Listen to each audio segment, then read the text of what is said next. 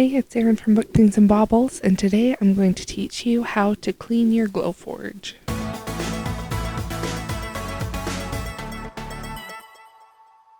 Well, it's January, it's after the Christmas rush, and I don't know about you, but my Glowforge and workspace are all just so messy right now, so I figured a good video to make today would be showing you how to clean your Glowforge.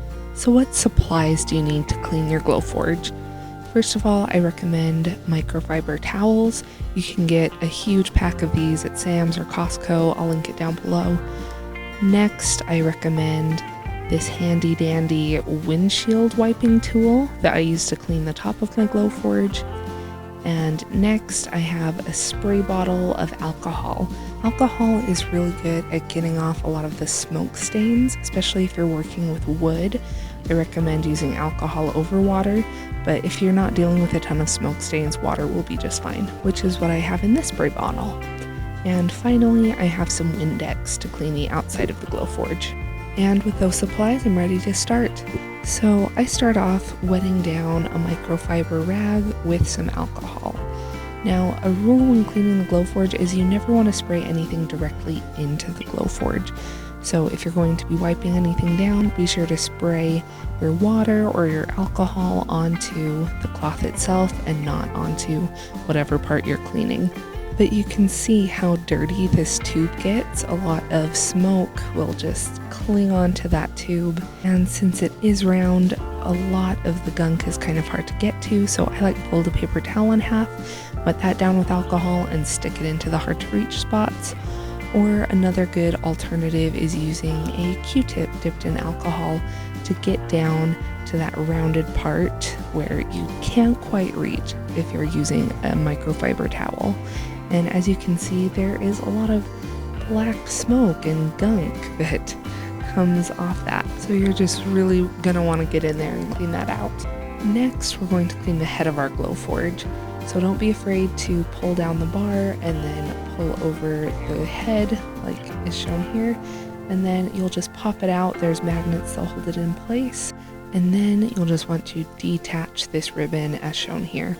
That will free the head of your Glowforge so that you can clean it properly.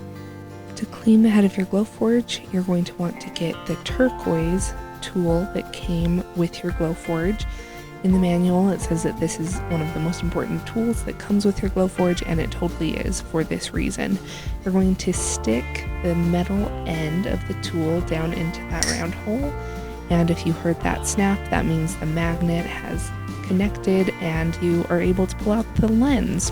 To clean the lens, you'll want to use these Sam's Club lens wipes. I will link them down below so you can easily find them. But these are what you'll use to clean all of the different lenses inside your Glowforge, first of which is this one that we just pulled out. You'll want to be very careful removing it from your magnetic tool. Be sure that you never touch the actual lens with your fingertips, just with the lens wipe. So anytime you're twisting it, turning it around to wipe it, make sure that your fingers are only touching the metal around the lens, so you're not getting any smudges on the lens itself. Once you're ready to reinstall the lens, you'll want to locate this arrow. You're going to want to put the lens back into its spot with the arrow facing up. And you're not going to want to put it back on the metal side because that's magnetized, so it won't stick back up where it needs to go. So instead you're going to flip your tool over, carefully balance the lens on the other side of the tool, and with that you're going to slip it back into place in its hole. And when you hear that snap, it means your lens is back in place. And next, I'm cleaning the hole the lens goes into. I probably should have done this while the lens was out, but I forgot.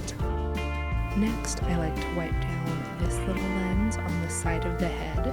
And the only other place I sometimes clean when I really need some deep cleaning on my Glowforge is this little compartment. You'll pop off the top there, it's just magnets again, and then pull out this little blue piece. In there is another lens that you can clean. The only time I found I really need to clean this is if I'm noticing that the calibration in my Glowforge is really off, and if just a standard cleaning doesn't fix it. pulling out this, making sure there's nothing on this little mirror is great for fixing calibration issues if you've tried everything else and nothing else works. Then it just slips back into place, and again, you just snap the top on. It's just magnet, and that's done. And the last thing I like to clean on the head is this little fan. So this is just very light plastic, so be sure to be very careful as you're cleaning. I just use a Q-tip to kind of go around, get it off. If it is really gunked on there, super hard, if it's caked on there, you can blow on it as you do it, or you can get some alcohol on your Q-tip and that can help clear out some of that as well.